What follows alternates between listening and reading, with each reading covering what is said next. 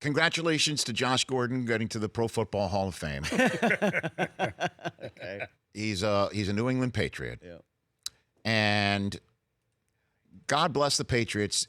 They are so good week in, week out, as we know, possession in, possession out, even during the week, of reconfiguring their lineup and their scheme on how to best attack an opponent.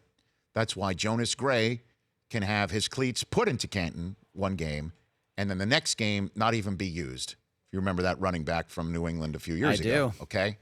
That's why they can go and torch you with the passing game one week, and then not the next. That's why they can use people who are defenders as offensive players as they see fit. They're completely fungible. They're an organism that changes completely and wins every time, because they also have an organism with a headset on and under center who is unlike we've seen in this generation. So they're now doing it again year to year. Josh Gordon, after 2 weeks of play, Bill Belichick has sat down and believes he's needed. They need him. Even though his history, off the field, we know, but on the field, he's not known as a precise route runner. He's not known as anybody that's going to show up where Tom Brady needs him to be on the field because he's so crisp in doing his job, which is what we all know is what it's all about in New England. Didn't they have Joey Galloway once upon a time? They did for a few weeks. Didn't Brady bark at him Yeah, because he didn't work out. he didn't work out? Some people just don't fit this system. And Josh Gordon doesn't appear to be, just first blush, to be that fit. So why would you do that? Why would you, as an NFL team, invite somebody onto this roster who could create every possible locker room distraction, not be professional because he can't help it because of whatever's going on in his struggles? Why would the Patriots do something like that? Here's the answer. Because they are different than most. There's no locker room distractions. If there is, they fix it by cutting his ass. That's it. New England, if it doesn't work out, will cut Josh Gordon. And if Josh Gordon doesn't realize this golden opportunity that has been dropped in his lap by the football gods, that through whatever happened in Cleveland, he's now no longer in Cleveland. That whoever Cleveland decides to be the quarterback for this season or next is not a question for Josh Gordon to have to deal with anymore in terms of his preparedness, in terms of consistency for him. He now strolls into a building where things are done a certain way because they've been done that way for 2 decades. He strolls into a building where there is an undeniable GOAT at quarterback and at the coaching position who will tell him the way it is.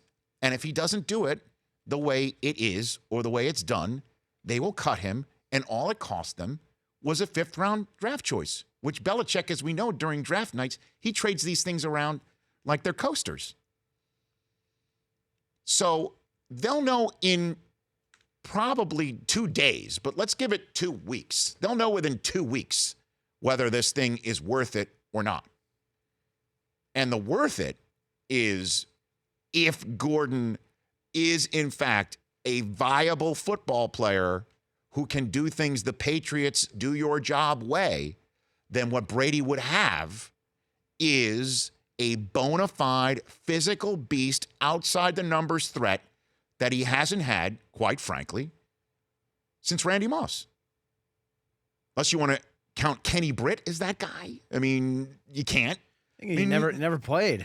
They had Malcolm Mitchell 2 years ago. Physical beast outside the numbers, who at the very least in the first couple of games will be somebody that merits your attention when you're lining up.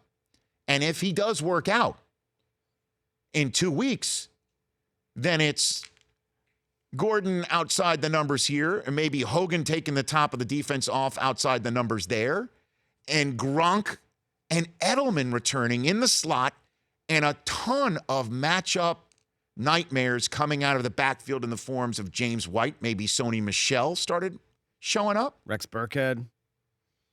Okay. And if it doesn't work out, then you tell Josh Gordon, adios, and you blew it, with all due respect, and good luck finding a job somewhere else if you couldn't figure out the importance of the job and how you could improve things when Tom Brady's your quarterback and Belichick's your coach. And then they'll have Edelman come back and they'll try figuring out another way to skin the cat. What's wrong with that? I thought it was a brilliant maneuver. Completely low risk. He has a non-guaranteed contract for this year, prorated about $750,000. So if he doesn't work out, like you said, in a couple weeks, he's gone anyway, and it doesn't matter. But the upside is huge.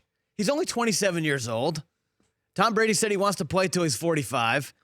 Imagine the high ceiling here if he does work out. Suddenly you have this once-in-a-generation type talent. This guy, remember 5 years ago, a long time.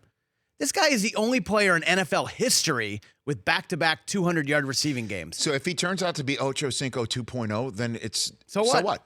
It's a fifth-round draft choice, and fifth-round draft choices don't affect the greater bottom line for the New England Patriots in the Brady-Belichick era. The Rich Eisen Show, weekdays at noon Eastern on Audience.